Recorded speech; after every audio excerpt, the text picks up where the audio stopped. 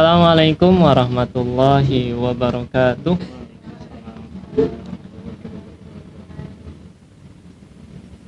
Maaf telat ya. Nggak tahu sih ini telat apa nggak sih. Saya ngerasanya telat kita. Semoga dimaafkan. Alhamdulillah. Alhamdulillahilladzi akramana binuril imani wal islam wa asyrafana binuril huda wa dinil haq liyuzhirahu 'alad dini kulli wa kafa billahi syahida. Asyhadu an la ilaha illallah wa asyhadu anna muhammadar rasulullah. Salatu wassalamu ala nabiyyinal karim rasulinal amin sayyidil mustafa Muhammadin wa ala alihi wa ashabihi wa man tabi'ahum bi ihsanin ila yaumiddin, amma ba'd. Alhamdulillah, kita bersyukur kepada Allah ketemu lagi di tempat ini.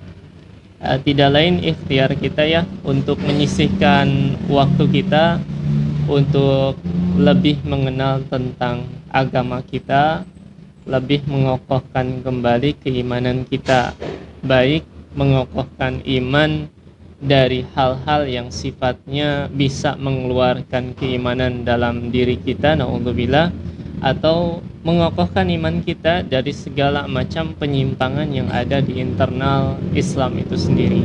Karena ini bagian daripada bentuk rasa syukur sebenarnya teman-teman ya, kita dititipkan oleh Allah keimanan di dalam hati. Karena kalau kita lihat lebih jauh, itu ujian keimanan luar biasa saat ini dirasakan oleh saudara kita di Palestina ya. Dan yang dihadapi oleh mereka juga orang-orang yang secara garis keturunan memiliki karakter yang keras juga dalam sisi keimanan, Bani Israel gitu. Kalau cerita soal Palestinanya udah banyak lah ya pemberitaan. Kalau diceritain di sini takutnya malah nangis. Sedih kalau diceritain gitu ya. Tapi jadikan setiap tragedi yang ada jadi dorongan kita untuk mendoakan mereka, support mereka dengan berbagai macam cara yang bisa kita lakukan. Tapi jika berkaitan tentang keimanan yang mereka hadapi, teman-teman, ini punya karakter yang bisa dibilang kerasnya minta ampun secara historinya juga gitu. Bani Israel kita ketahui umat yang paling banyak disebutkan di Quran. Kalau kita baca Quran pasti ketemu laginya umat itu nggak jauh dari Bani Israel, banyak sekali. Dan tentu kalau dalam historinya Bani Israel mengarahnya ke umat Nabi Musa biasanya dalam sejarah pastinya. Tapi uniknya teman-teman, setiap tragedi yang terjadi di eranya Nabi Musa ini berurutan sebetulnya gitu. Jadi banyak kisah-kisah tentang Nabi Musa yang seakan-akan terpisah, tapi sebenarnya berkelanjutan atau berurutan secara langsung gitu. Kalau kita sekarang kan ngedengar cerita Nabi Musa itu, mukjizat Nabi Musa katakanlah tongkat ya, berubah jadi apa? Jadi ular gitu ya. Jadi ular. Itu masyhur sekali dan kita kebayangnya kalau sekarang kayaknya keren sekali gitu kan. Tongkat jadi ular gitu. Kalau di zaman sekarang ada yang bisa itu editan itu pasti. Editan. Tapi zaman dulu orang tahu betul itu bukan editan. Tongkat jadi ular. Tapi poin pentingnya gini loh. Kita dengar doang ceritanya, itu udah kebayangnya keren betul. Orang Bani Israel itu ngelihat langsung. Ini tongkat saat menghadapi penyihirnya Fir'aun. Penyihir Fir'aun itu kalau kita gambarkan dukun paling ditakutinya di Indonesia bisa dibilang. Di Indonesia ada dukun paling ditakuti, kelompok perdukunan. Kan ada ya komunitasnya mereka ya. Sempat rame tuh gara-gara pesulap merah. Memancing mereka keluar juga akhirnya. Ada ternyata komunitasnya. Ketika mereka berkumpul dan paling ditakuti si Indonesia, katakanlah pengkiasannya seperti itu. Di eranya Fir'aun itu penyihir paling ditakuti, paling disegani, paling ahli dalam hal sihir itu dikeluarkan oleh Fir'aun untuk menghadapi Nabi Musa. keluar tongkat jadi ular, penyihir tahu betul ini bukan sihir. Karena mereka penyihir, tahu cara kerja sihir gitu kan. Makanya pas tongkat jadi ular, mereka sadar ini cara kerjanya bukan sihir ini. Makanya mereka langsung tertunduk beriman. Dan lagi-lagi tokoh penyihir paling ditakuti di era tersebut beriman, disaksikan live langsung oleh Bani Israel. Jadi mereka ngelihat langsung tongkat jadi ular, penyihir paling ditakutin beriman gitu. Akhirnya kan mau dibunuh tuh sama Fir'aun karena dianggapnya kerjasama dari awal. Mereka lari kabur, dikejar oleh pasukan Fir'aun sampai di tepi lautan. Udah bingung mereka. Kita tahu pada akhirnya lautannya dengan tongkat itu diketok, terbelah dengan wahyu dari Allah. Nabi Musa awalnya juga bingung gimana caranya karena udah tersudut. Nabi Musa memohon kepada Allah, baru Allah kasih wahyu. Jadi nggak langsung, karena diabadikan di dalam Al-Quran. Mereka itu nanya dulu sama Nabi Musa, ini wahai Musa, kemana lagi kita akan pergi? Jadi sempat stuck dulu tuh, mereka bingung.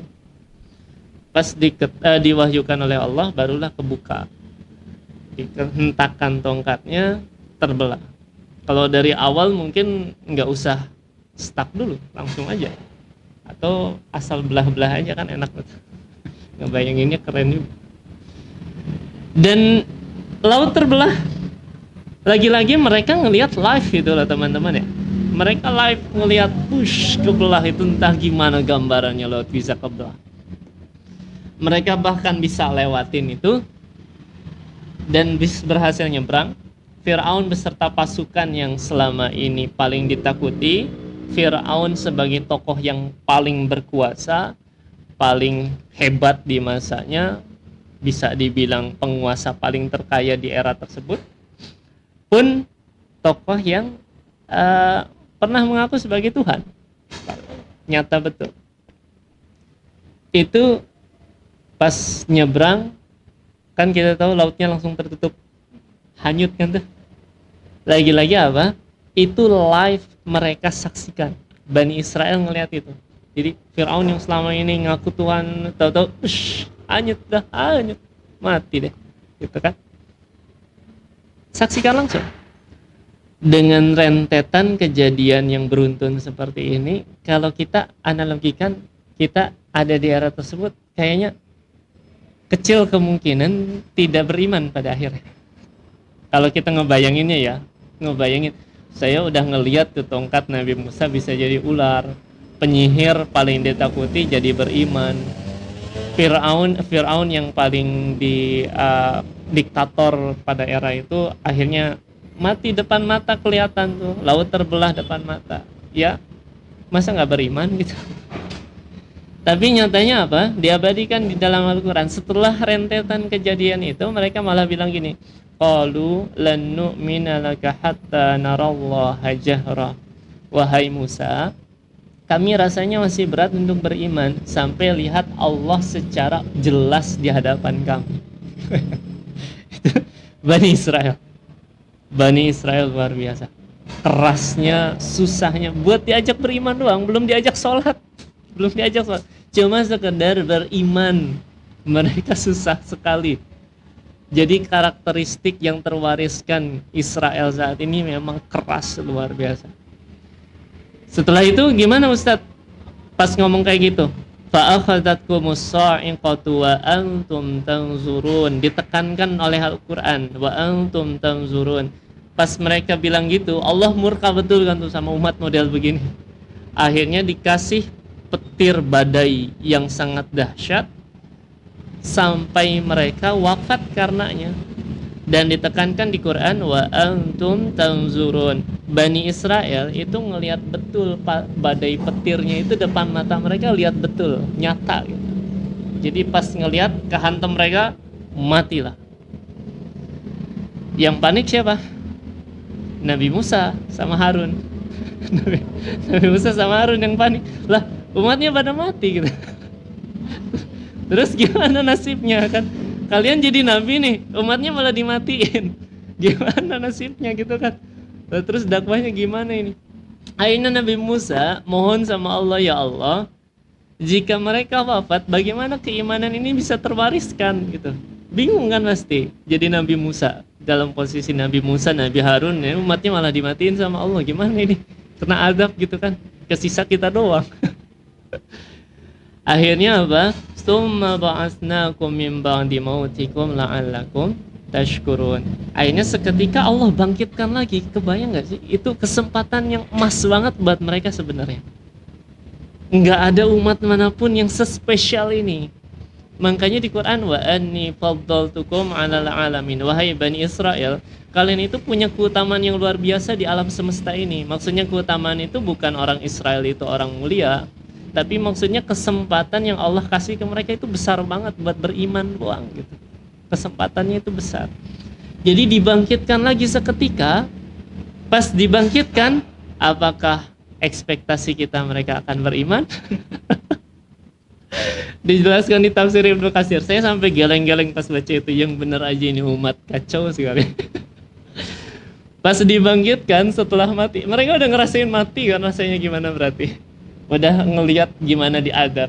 Apalagi ditekankan di Quran, wa antum tanzurun, kelihatan betul badai petir nyamber mereka itu sampai mereka mati seketika, kelihatan. Kata Nabi Musa dalam tafsir Ibnu Katsir, khudz bi kitabillah, berimanlah kalian saat ini dengan kitab Allah. Artinya udahlah, kapan lagi gitu kan? Udah waktunya beriman gitu, beriman doang. Diajak cuma beriman, belum ibadah lain, belum. Diajak beriman supaya mentauhidkan Allah. Kata mereka, la nu'minu billah, kami masih sulit wahai Musa untuk beriman kepada Allah sampai Allah pokoknya harus nampakin diri asli, live, jelas di depan kami. Tuh, ada umat kayak begitu. Akhirnya apa? Akhirnya yang nampakin diri bukan Allah.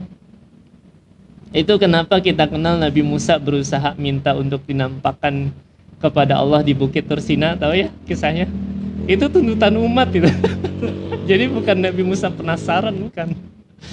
Itu jadi Musa saking tertekan dengan kondisi umatnya sampai kepikiran, ya Allah, apakah boleh saya bisa lihat langsung wujud engkau seperti apa? Itu saking kondisi tertekan oleh umat. Kalau dipikir nabi yang lain mana kepikiran gitu. Makanya kan hancur tuh Bukit Tursina di hadapan Nabi Musa. Nah, ketika itu terjadi, yang nampakkan diri bukan Allah, teman-teman. Yang nampakin diri adalah malaikat dengan wujud aslinya di langit membawa bukit untuk siap ditimpakan ke mereka. Itu di tafsir Ibnu Katsir dijelaskan detail. Jadi malaikat nampakin diri di langit udah siap bawa bukit. Allah alam ke gambarnya seperti apa tuh, kita nggak bisa bayangin ya, lihat langit malaikat gitu ya. Bawa bukit lagi. Udah siapa tuh? Itu malaikat kan nggak punya nafsu, tapi sama umat begini emosi juga. Emosi juga. Kok kebangetan betul kata malaikat kan. Jadi udah kelihatan tuh malaikat menampakkan diri di langit dengan bukit yang dipegangnya untuk disiapkan ditimpakan ke mereka. Akhirnya mereka baru di sana mengucapkan, nu'minu billah, wahai Musa, kami beriman kepada Allah. Tuh, saking luar biasa kerasnya Bani Israel dalam sisi keimanan, untuk diajak saja beriman itu sulitnya minta ampun. Gambaran karakter seseorang untuk beriman jika ada ego di dalam hatinya, jika masih tertutup dalam sisi hidayah, menutup diri dari hidayah. Tentu hidayah selalu ada kepada setiap seorang hamba, tapi ketika orang itu yang menutup diri tentu nggak akan sampai. Makanya istilahnya kafir itu bahasa halus dalam bahasa Arab ya. Dalam perspektif Arab, kafir itu halus. Cuma kan kadang orang Indonesia suka mengkasar-kasarkan sesuatu yang halus dan menghalus-haluskan sesuatu yang kasar. Jin itu makhluk kasar sebetulnya, tapi orang Indonesia bilangnya apa? Makhluk halus. Makhluk halus. Padahal secara karakteristik jin itu kasar. Makanya nggak ada orang kerasukan jin tiba-tiba jadi baik. Gimana kabarnya? Gitu. Jarang. Pasti kebanyakan ngamuk karena kasar secara karakter. Nah, itu artinya dalam sisi orang kafir itu kenapa dikatakan kafir? Karena menutup diri. berpaling dan menutup diri itu makna kafir. Makanya halus sebetulnya aslinya. Gambaran bahwa hidayah itu sebenarnya selalu ada gitu. Allah kasih kesempatan seseorang untuk minimal beriman, minimal sekali. Karena itu yang jadi tiket utama kita di hadapan Allah untuk dapat ridhonya Allah. Makanya teman-teman, selalai-lalainya kita ya, selagi malas-malasnya kita sholat, selagi malas-malasnya kita puasa, malas-malasnya kita baca Quran, minimal ada rasa bahagia di dalam hati kita bahwa ya Allah, saya bangun pagi ini masih beriman ya Alhamdulillah. Ya Allah, saya mau tidur malam ini masih ada iman Alhamdulillah. Artinya rasa syukur itu perlu dihadirkan loh. Itu kan rasa syukur yang jarang banget kita betul-betul jadikan itu momen kita buat bahagia. Dengan harapan apa? Ya Allah, saya masih malas sholat hari ini sebenarnya. Orang bilang sholat harus khusyuk, harus bahagia. Ya Allah, jujur aja saya sholat masih malas. Gak apa-apa kalau jujurnya sama Allah, asal jangan diumumkan ke banyak orang. Diumumkan ke banyak orang, gimana sholat? Gue mah masih malas sih sholat. Itu beda lagi. Tapi kalau curhatnya sama Allah itu bagus banget. Tapi lagi-lagi apa? Sisipkan, ya Allah, tapi alhamdulillah saya masih beriman. Alhamdulillah banget. Ya, dengan kebahagiaan kita atas keimanan kita itu, harapannya apa? Allah senang akhirnya sama kita. Allah senang sama kita.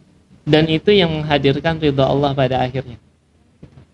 Jadi kan kalau kita sekolah ataupun kuliah, kadang kan ada mahasiswa yang sebetulnya bandel atau siswa yang sebetulnya bandel, tapi karena karakternya disukai oleh guru, dia tetap disayang.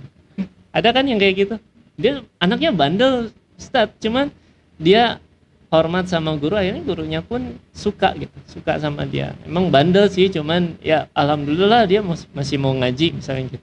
Ada memang kadang orang-orang seperti itu. Nah harapannya, meskipun kita mungkin dalam kehidupan lalai, dalam kehidupan masih banyak maksiat, sisipkan juga, ya Allah, tapi saya masih beriman loh. Dengan iman ini saya juga senang, bahagia gitu. Semoga engkau pun senang akhirnya sama saya. Karena ketika Allah udah suka sama hamba, sudah senang, seahli maksiat apapun dia, pasti Allah kasih kesempatan dia untuk bertaubat. Dan itu kita harapkan tentunya. Meskipun tentu kita juga berharap istiqomah dalam kebaikan pasti. Itu ya sebagai mukadimah bahwa alhamdulillah Allah masih titipkan keimanan di dalam hati kita. Kalau template ustadz-ustadz pada umumnya kan kita bersyukur atas nikmat iman, Islam, sehat walafiat. Untuk nikmat iman aja panjang mukadimah. Nah itu gambaran, perlu bersyukur ya teman-teman ya. Pun jangan pernah lupakan sholawat. Saya suka pesan sholawat, banyakin sholawat, iseng-iseng sholawat. Itu melembutkan hati betul, serius. Kenapa iseng-iseng Ustadz bahasanya? Karena kadang kita banyak ngelamun di umur-umur kita ini. Banyak-banyak ngelamun. Kok dunia berat banget ya? Artinya ketika itu terjadi, ketika kita ngerasa down, coba isi dengan hal yang baik-baik. Minimal sholawat. Allahumma sholli ala Muhammad. Ya Allah, meskipun dunia ini berat, semoga nanti di akhirat jadi ringan. Kan seperti itu. Ya, teman-teman yang dimuliakan oleh Allah Subhanahu wa taala, untuk kajian kita alhamdulillah kitab Manzumah Aqidatil Awam, kita sudah masuk ke pembahasan wajib bagi Allah. Sudah kita gambarkan ya bahwa sifat wajib di sini bukan kita mewajibkan Allah harus punya sifat ini, bukan. Tapi ini adalah kriteria yang pasti dimiliki oleh sosok yang layak dipertuhankan. Jadi 20 yang dinamakan 20 sifat wajib bagi Allah, maksudnya kalau orang ngaku Tuhan atau sosok siapapun ngaku Tuhan, punya enggak karakteristik 20 sifat ini untuk membuktikan dia layak dipertuhankan atau tidak. Nah, makanya istilahnya sifat wajib bagi Allah, maksudnya sifat yang pasti ada pada zat Tuhan yang layak dipertuhankan. Bismillahirrahmanirrahim. Qala al-muallif rahimahullahu ta'ala wa nafa'na bihi wa bi'ulumihi fid darain. Amin.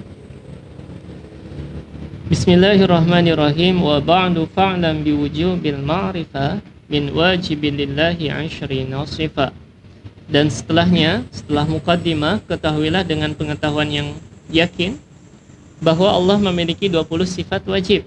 Fallahu mawjudun qadimun baqi mukhalifun lil khalqi bil itlaqi. Allah itu mawjud. Namanya Tuhan pasti ada. Pun Tuhan pasti qadim terdahulu, pasti baqi kekal adanya.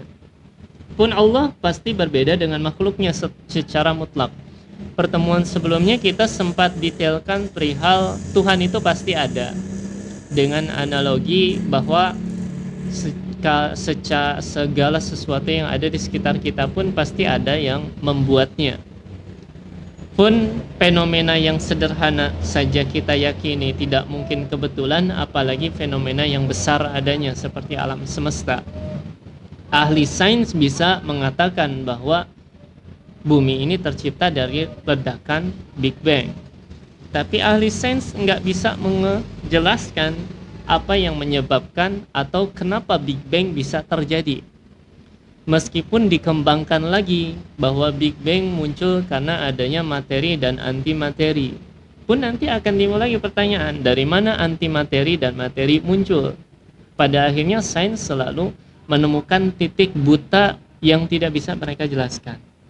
Bahkan teori-teori sains berkaitan tentang revolusi juga pasti bisa ditelaah atau dikritisi sedemikian rupa. Manusia dari monyet, evolusinya.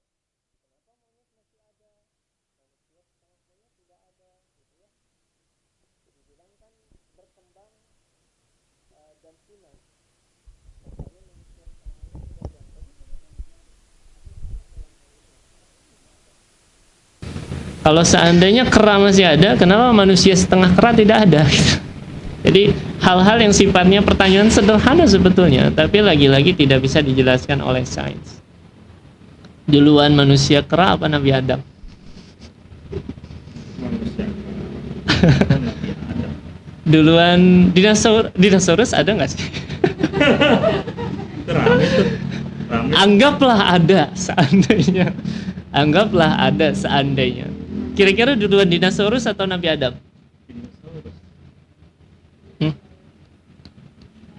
Kalau secara hitungan sainsnya harusnya dinosaurus dulu. Secara hitungan sains ya, perhitungan perakiraan umur fosil dan seterusnya. Dinosaurus dulu. Faktanya fosil-fosil manusia purba pun ada, kita tahu ya. Dan dalam segi umur juga perhitungan perakiraannya juga lebih dulu dari Nabi Adam. Nah, berarti ada kehidupan sebelum Nabi Adam. Pernah kepikiran nggak? Pernah. Apakah Nabi Adamnya kita adalah Nabi Adam yang pertama? Makin liar lagi. Kalau aku nggak bisa balik. Nggak bisa balik. Jangan-jangan Adamnya saya dan kamu berbeda. Temen saya ada 3 ya gitu.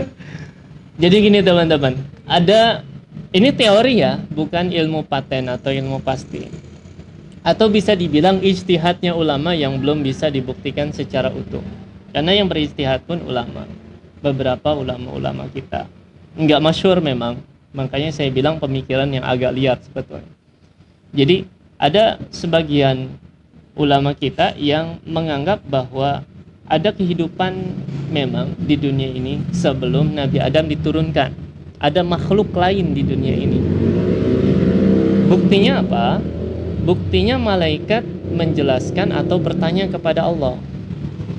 Jadi gini, ketika awal penciptaan manusia, kan Allah nanya ke malaikat atau ngasih kabar, dalam hal ini ngajak diskusi. Wa idz qala rabbuka lil malaikati inni ja'ilun fil ardi khalifah.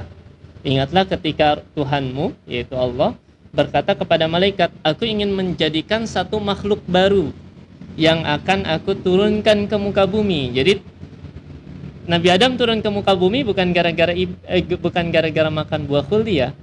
Karena memang awal perencanaannya akan turun. Jadi nggak usah berekspektasi andai Nabi Adam tidak makan buah itu, aku sedang di surga saat ini. Memang awal penciptaan manusia akan ditempatkan di bumi dari awal, sudah direncanakan oleh Allah.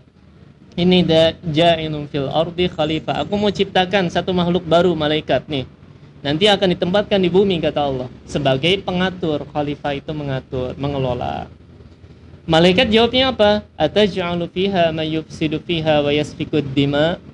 Ya Allah, apakah engkau akan menciptakan satu makhluk baru yang akan berbuat kerusakan di muka bumi dan menumpahkan darah? Pertanyaannya adalah, dari mana malaikat bisa memprediksi ini? Karena malaikat bukan tipe makhluk yang sok tahu, apalagi melangkahi takdir Allah. Bukan, malaikat bukan banget yang kayak gitu. Karakteristik ketaatan banget malaikat tuh. Dan berbicaranya fakta malaikat itu. Sehingga muncul pemahaman dalam ulama-ulama kita bahwa jangan-jangan bisa jadi, atau hal yang mungkin saat itu ketika hendak Nabi Adam diciptakan, sudah ada makhluk di muka bumi dan realitasnya mereka berbuat kerusakan. Yang mana pada akhirnya dianalogikan disitulah manusia purba. Mereka bukan manusia secara utuh, hanya makhluk saja. Artinya nggak bisa dibilang hewan juga, tapi mereka jenis makhluk yang berbeda dan mereka berbuat kerusakan saat itu. Sehingga malaikat menilai, mau nyiptain makhluk baru, yang ini aja berbuat kerusakan, menumpahkan darah. Jadi malaikat bertanya dalam bentuk realitas yang sudah ada. Sehingga di situ muncul teori bahwa ya manusia purba memang ada saat itu, tapi mereka bukan manusia secara utuh. Mereka makhluk yang berbeda. Kenapa makhluk yang berbeda? Karena ketika Allah mau nyiptain Adam, bilangnya aku akan menciptakan satu makhluk yang baru dalam hal ini. Artinya ini makhluk yang berbeda dengan apa yang sudah ada di bumi.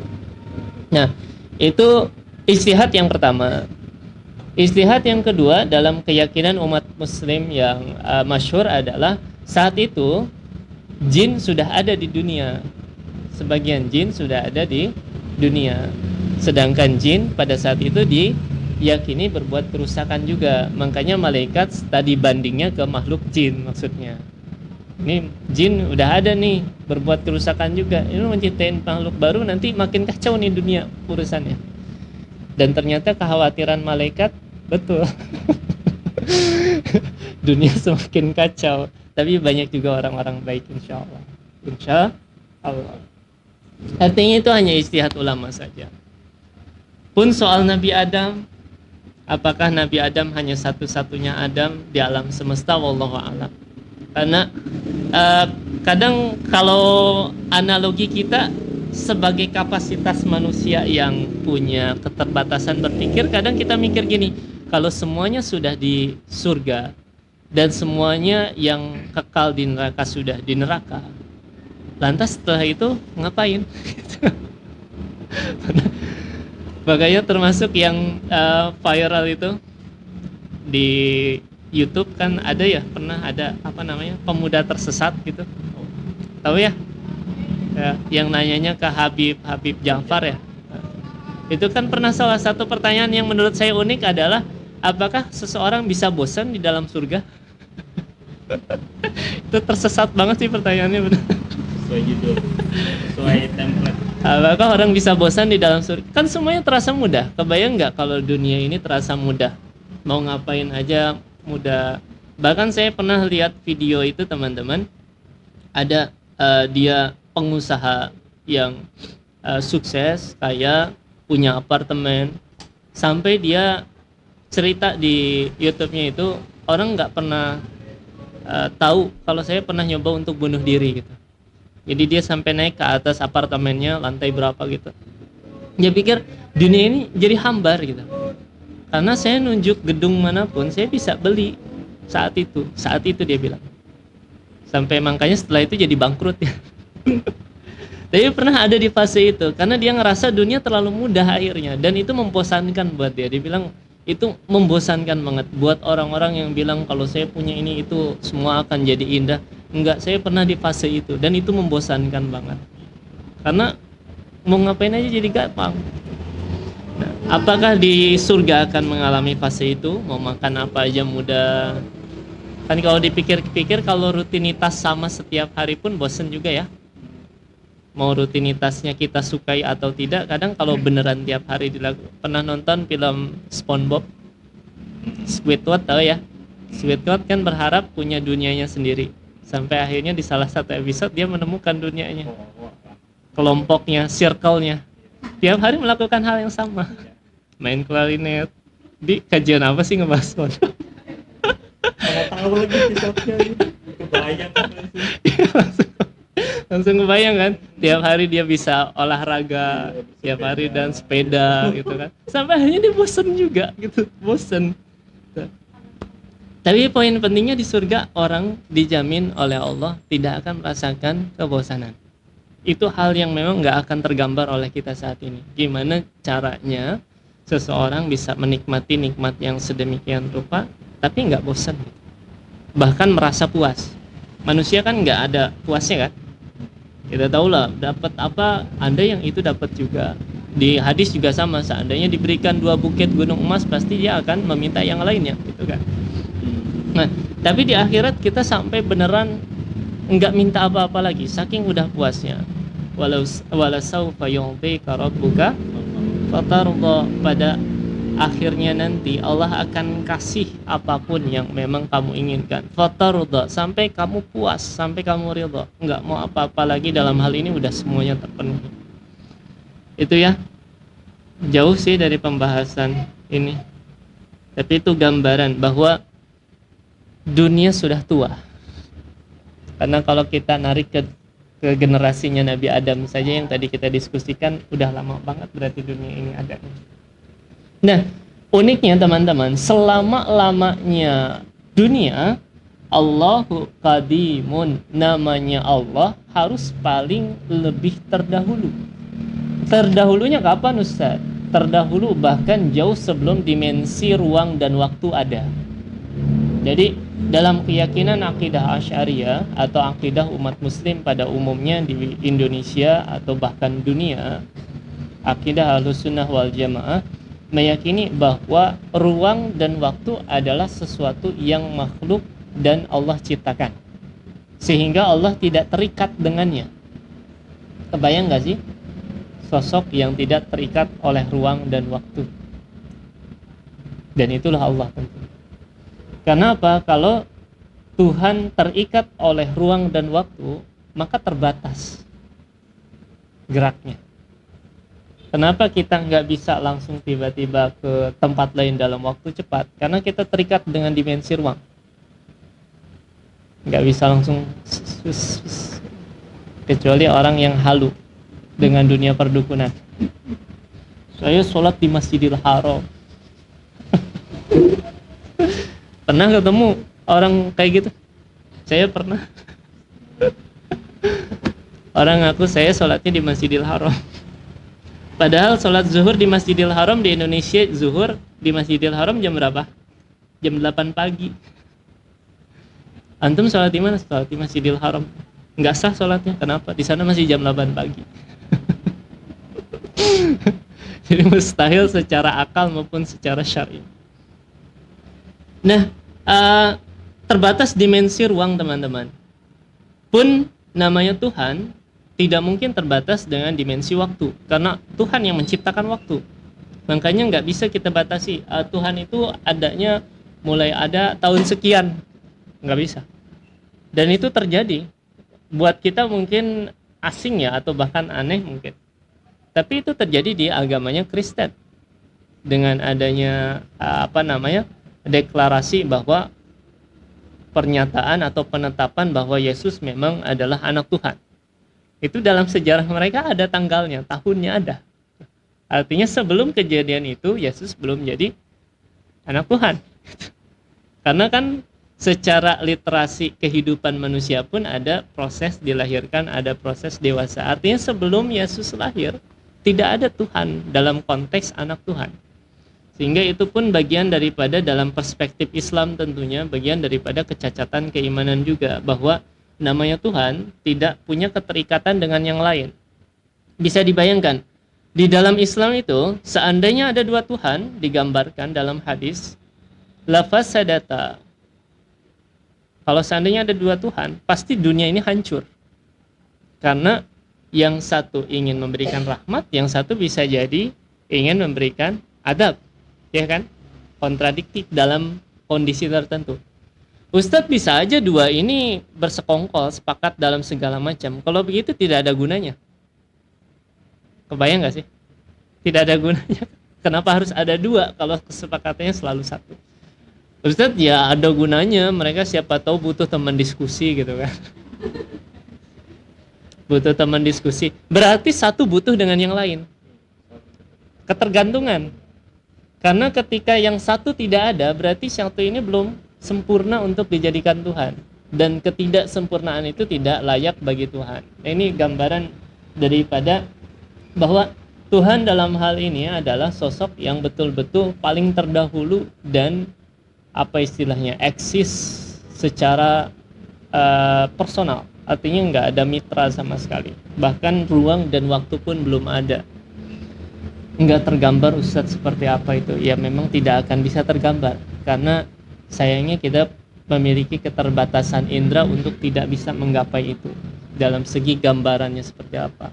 Pernah saya analogikan ya, kayak orang yang buta dari lahir, terus minta kita sebutkan perbedaan biru dan merah, ngajakin ribut gitu.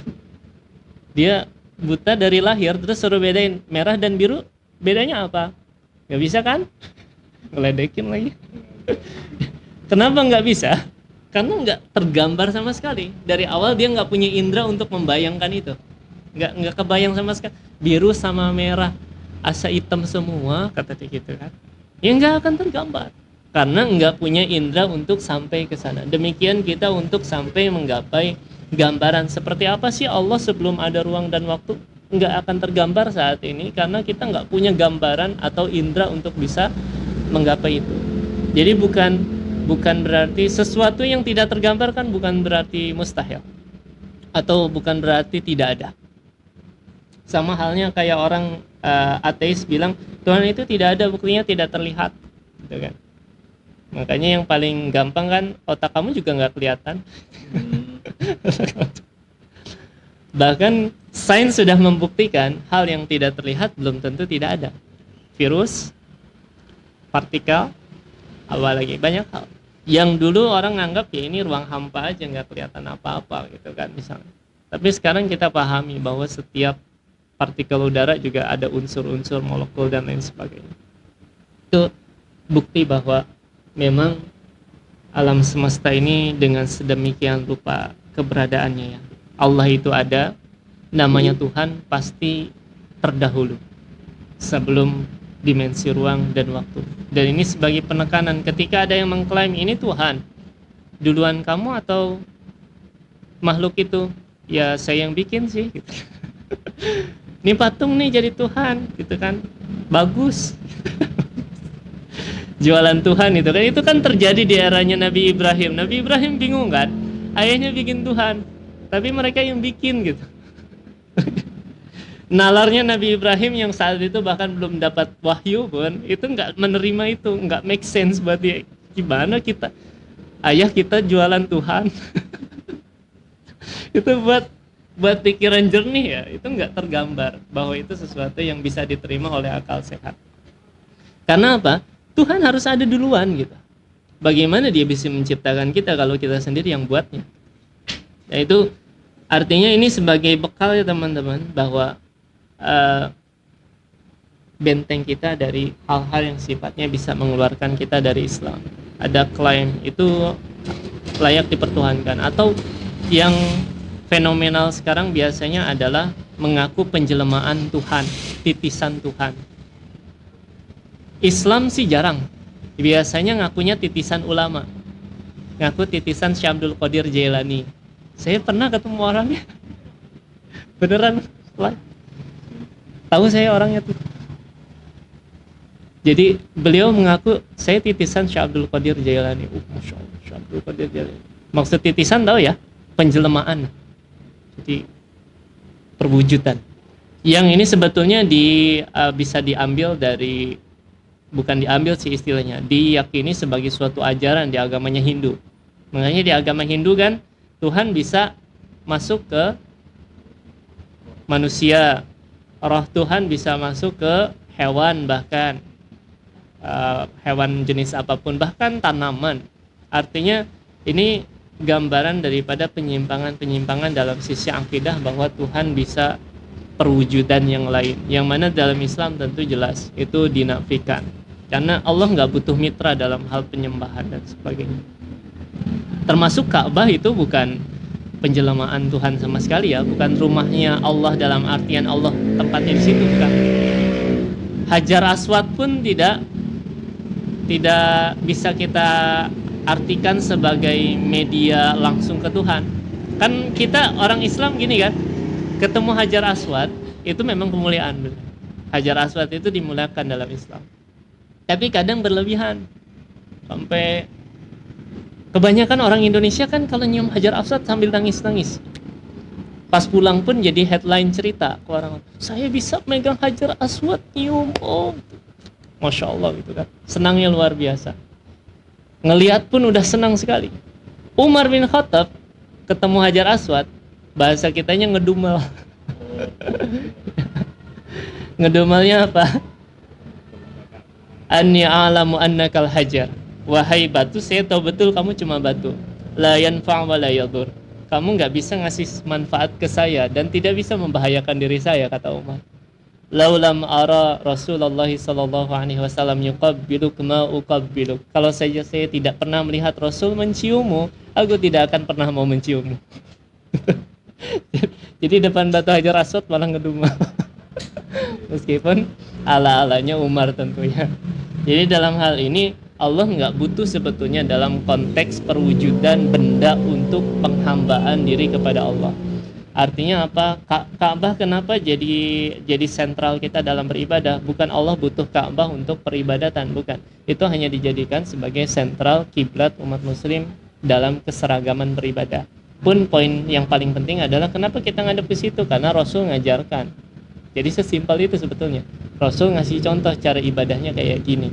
Tapi ibadahnya tetap sama Allah. Ya itu. Agak kemana-mana, mohon maaf ya. Tapi poin yang ingin kita tekankan adalah Tuhan itu pasti ada. Namanya Tuhan pasti terdahulu. Itu dua poin utama yang ingin kita tekankan. Mungkin kalau ada yang mau bertanya silakan. Oh, yang tadi yang tentang kiblat itu yang aku pernah baca, siapa ya? Waktu itu Ustaz Abdul Somad sama 20 Pak Ikhwan. Jadi membahas soal Ka'bah itu kiblat untuk sholat. Terus kenapa kita doa itu tangannya ke atas? Kenapa? Karena dijelaskan kalau tangannya ke atas itu kita kiblat doa.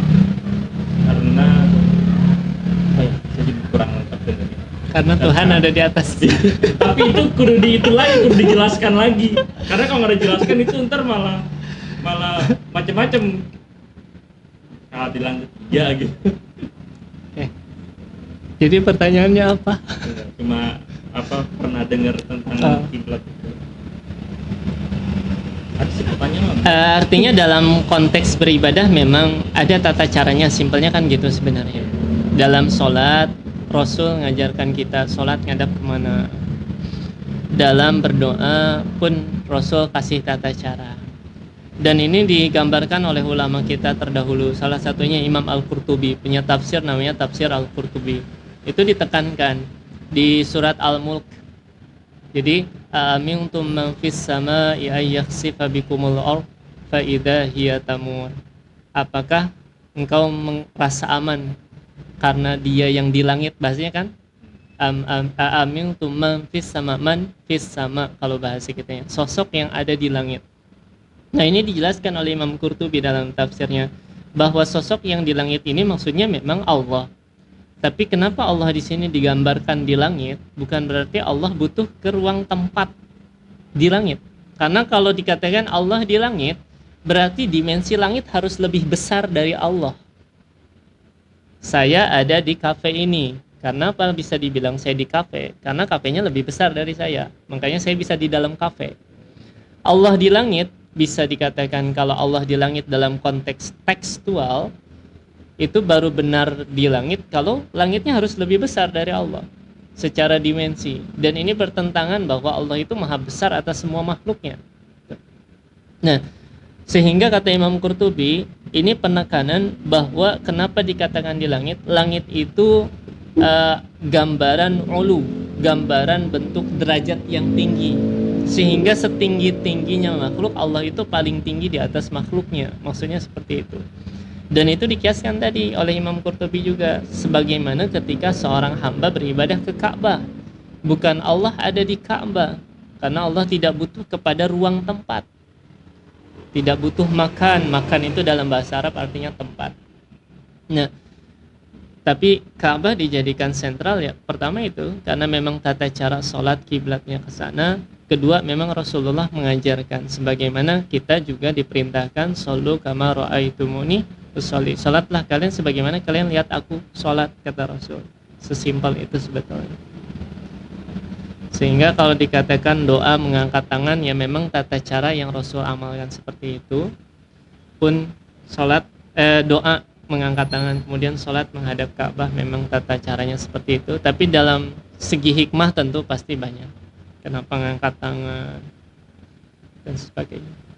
Itu semoga jawab ya teman-teman. Ada lagi? Silakan. Ya.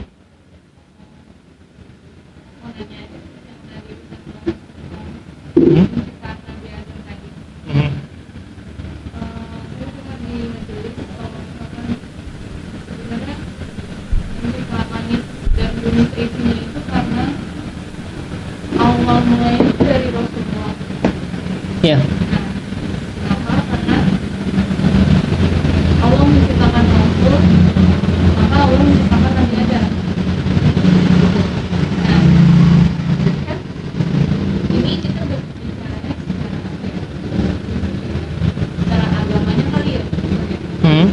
Kalau tadi secara yang teori apa tadi? Big Bang.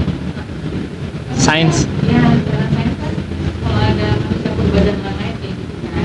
Tapi kalau secara agama kan meyakini Allah itu menciptakan dunia dan itu sama Allah menciptakan Rasulullah dari cahaya itu. Makanya kenapa kita semua sekarang ya, karena berujungnya pada awalnya dari Rasulullah. Itu kan ya maksudnya. Ya. Jadi antara teori agama dan sains itu gimana? Kalau di sinkronkan. Baik. Pemahaman soal sains memang secara perhitungan ada kemungkinan besar ada makhluk sebelum Nabi Adam. Secara agama kita nggak punya literasi untuk membuktikan itu. Dan bahkan sains pun belum menjamin 100% akan kehidupan makhluk fosil itu sebetulnya kan. Mereka kan juga berteori sebenarnya. Soal fosil dinosaurus dulu ada kehidupan, itu pun hanya teori sebetulnya, nggak bisa dibuktikan. Karena nggak ada CCTV.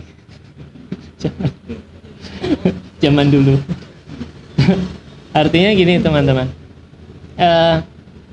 ditarik lagi soal pertanyaan tadi juga soal cahaya Rasul. Pertama, itu memang beranjak di populernya adalah muncul di Maulid Simtud Durar. Di kitab Maulid Simtud Durar ada itu, bahwa awal penciptaan alam semesta ini berawal dari cahayanya Rasulullah.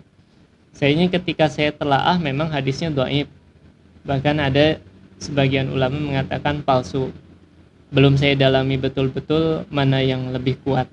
Tapi poinnya adalah bahwasanya seandainya pun itu benar, dalam hal ini adalah konteksnya Allah sudah mendesain kehidupan sedemikian rupa.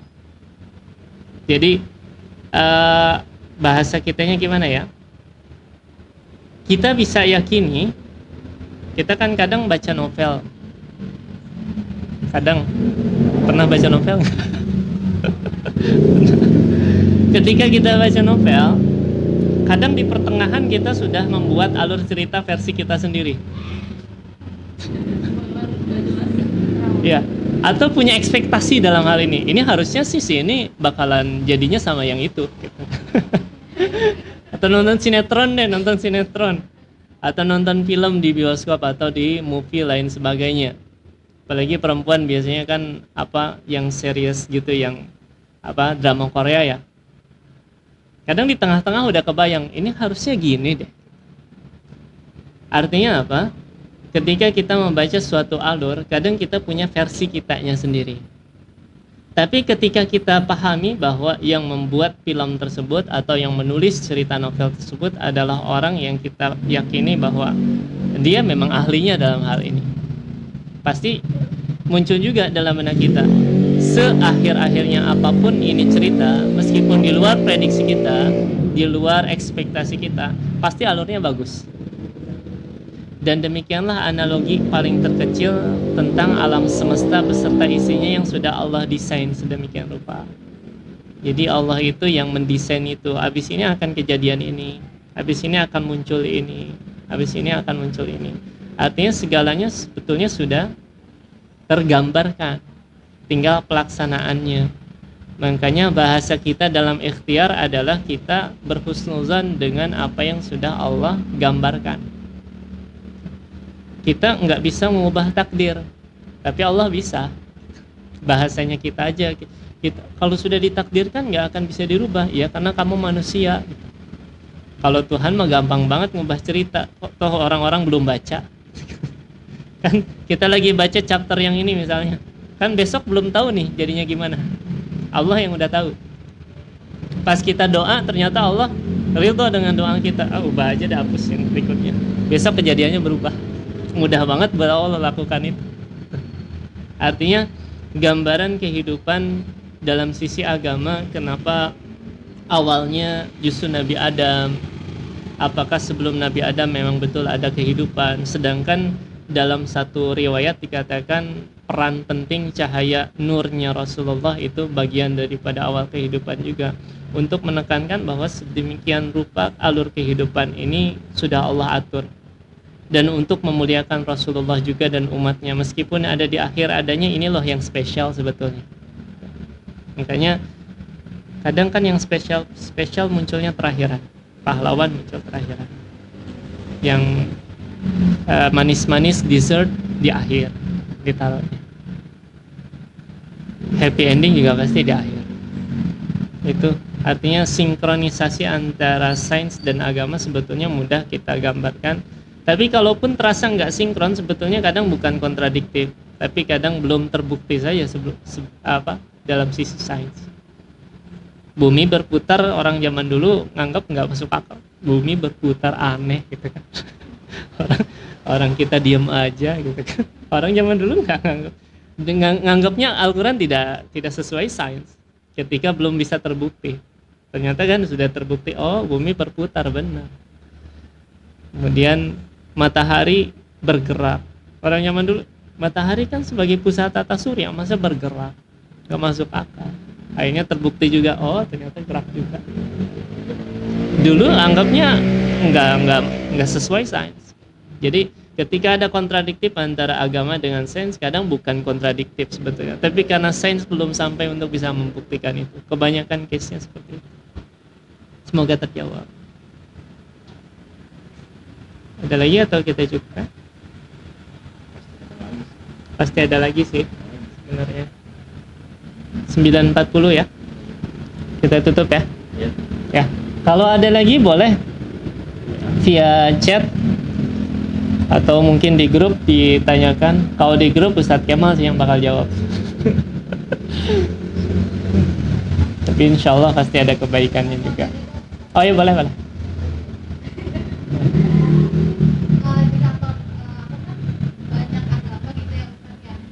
Ada salah satu agama yang pertama kali masuk kantor tuh agak asing. Agamanya tuh Apa? Saksi.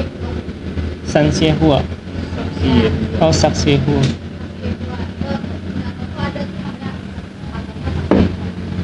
Beliau ini sangat baik gitu. Ya. Sangat baik, suka kasih makanan, suka dengan pemahaman yang sangat baik lah gitu loh. Nah, tapi saya rasanya di kantor ini beliau tuh sistem misionaris gitu. Oh ya.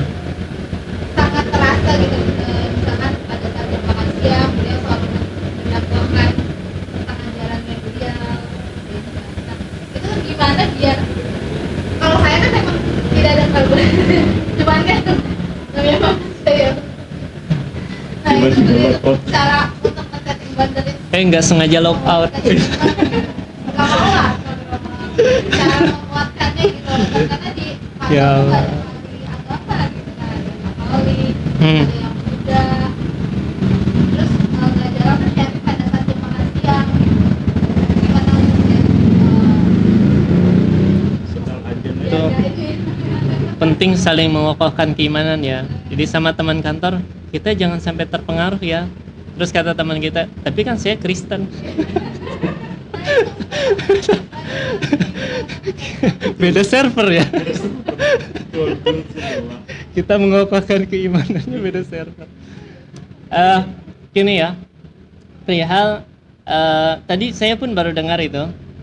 Mungkin kalau mau menuntaskan supaya nggak penasaran, tanya aja itu cabang dari suatu agama atau memang independen sendiri. Kadang ada agama-agama yang muncul dalam sisi bisa dibilang cabang mereka. Kadang kalau ditanya gitu, itu agama apa? Ya sebenarnya turunan dari Hindu sih, misal gitu.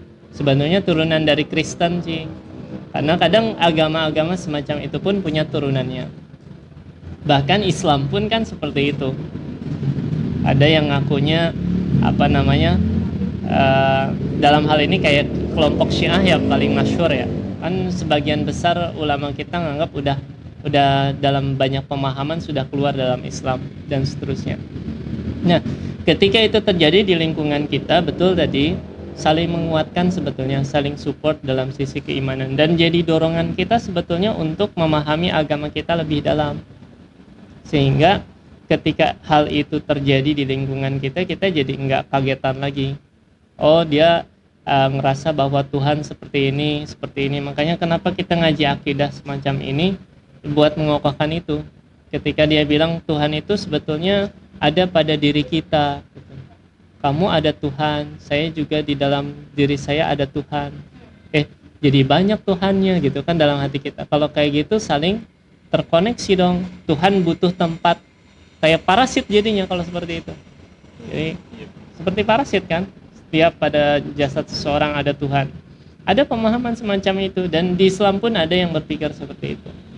Jadi memang pengokohan akidah dalam sisi intelektual perlu dikembangkan. Itu yang akan mengokohkan pemikiran kita dan hati kita pada akhirnya. Jadi, tapi dia baik Ustadz gitu kan. Ya memang dia terlihat baik. Jadi perspektif baik pun pada akhirnya kan bermacam-macam, beragam. Baik dalam sisi karakter belum tentu baik dalam sisi pemahaman. Ada orang maksud saya baik tapi melakukan hal keburukan. Maksudnya baik tapi caranya yang kurang baik. Artinya baik dalam sisi karakter tentu diajarkan di semua agama sebetulnya. Tapi baik dalam sisi akidah, baik dalam sisi pemahaman syariat itu akan berbeda. Makanya dalam hal ini kita mesti bedakan juga. Dia karakternya bagus ya, karena memang semua agama dalam sisi perspektif karakter ya memang berusaha jadi baik. Tapi dalam sisi pemahaman akidah tentu beragam. Makanya nggak bisa kita bilang semua agama sama mengajarkan kebaikan. Nggak semua agama sama. Karena dalam perspektif karakter memang iya, dalam moralitas secara umum. Tapi dalam sisi akidah dan syariat jelas akan berbeda. Gitu. Jadi jawaban pendeknya gimana Ustadz? Kalau ketemu orang kayak gitu, jadikan aja motivasi kita buat menambah pengetahuan kita tentang Islam. Itu yang akan mengokohkan kita. Kalau dia jadi misionaris di lingkungannya, ya kita jadi misionaris juga. dalam sudut boleh pakai buku. Dianya pakai buku apa gimana? Dia nggak bawa buku kan? Dia nggak bawa buku waktu dakwah kayak gitu. Oh, membagikan buku. Ya nggak apa-apa kalau bagikan. Niat banget. Pas bagian niat banget. Kita juga bagikan buku berarti. Dia bilang kok dibalas lagi bukunya. Malah dia yang login. Dulunya Islam. Boleh kita bahas di pertemuan berikutnya soal orang-orang yang keluar dalam Islam kan, karena beragam penyebab orang keluar dari Islam itu. Saya punya murid kayak gitu, dia merasa kecewa dengan Islam, tapi untungnya belum sampai lock out, masih di restart. Bisa ke setelan pabrik. Semoga nggak ngeheng habis di restoran. Tapi dia udah ngungkapin ke saya punya murid di sekolah itu, saya kecewa sama Islam. Nanti mungkin kita bisa bahas lebih detail ya, tolong diingatkan aja di pertemuan yang akan datang insya Allah. Karena ini penting juga, orang bisa keluar dalam Islam banyak faktor. Semoga bermanfaat. Kita tutup dengan doa ya.